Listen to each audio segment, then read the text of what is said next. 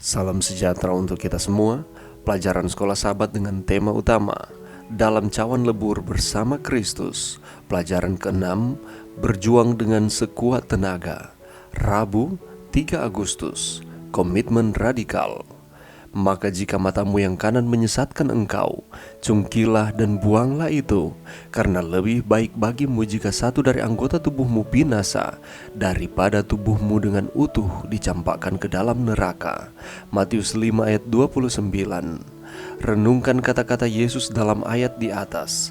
Apakah Anda akan menyebut kata-katanya radikal? Jika demikian, mengapa? Tindakan radikal diperlukan bukan karena Allah telah menjadikan kehidupan Kristen sulit, tetapi karena kita dan budaya kita telah menyimpang jauh dari rencana Allah bagi kita. Orang-orang sering terbangun dan bertanya-tanya pada diri mereka sendiri, bagaimanakah saya bisa pergi begitu jauh dari Allah? Jawabannya selalu sama, hanya selangkah demi selangkah. Bacalah Matius 5 ayat 29 dan 30. Yesus berbicara dalam konteks dosa seksual. Namun, prinsip-prinsip yang mendasari berlaku untuk dosa lainnya juga. Memang, prinsip-prinsip tersebut dapat diterapkan pada pertumbuhan kita di dalam Kristus secara umum. Apakah poin penting yang Yesus katakan kepada kita dengan kata-katanya dalam Matius 5 ayat 29 dan 30? Apakah kita benar-benar dipanggil untuk melukai diri kita sendiri? Yesus tidak memanggil kita untuk menyakiti tubuh kita secara fisik, tidak sama sekali.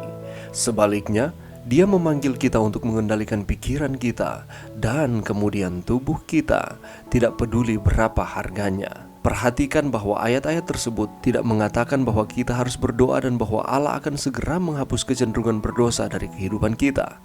Terkadang Allah dengan murah hati melakukan ini untuk kita, tetapi seringkali Dia memanggil kita untuk membuat komitmen radikal untuk melepaskan sesuatu atau mulai melakukan sesuatu yang mungkin tidak ingin kita lakukan sama sekali.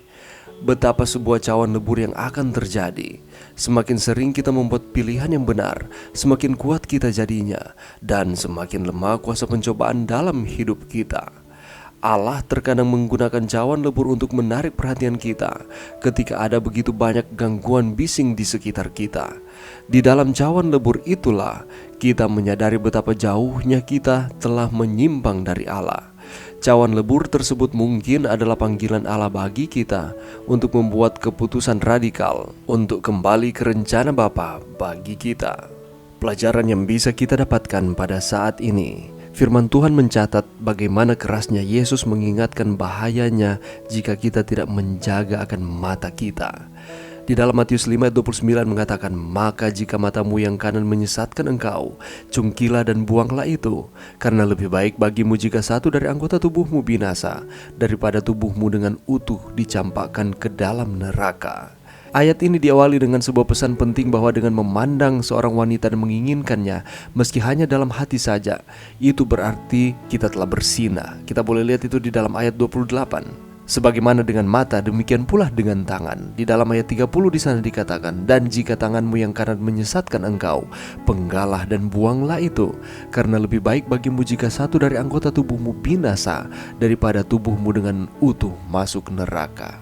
Ini merupakan nasihat yang keras yang diberikan Yesus baik kepada umat-umat Tuhan pada waktu itu, demikian pula dengan saudara dan saya.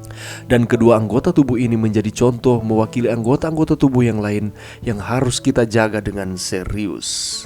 Itulah sebabnya ada lagu anak-anak yang mengatakan, awas mata yang selalu melihat, awas telinga yang selalu mendengar, awas mulut yang selalu mengucapkan segala sesuatu yang bertentangan dengan firman Tuhan. Karena dasarnya ada di dalam Matius 5 ayat 29 dan 30 ini. Itulah sebabnya Rasul Paulus memberikan nasihat di dalam Galatia 5 ayat 24.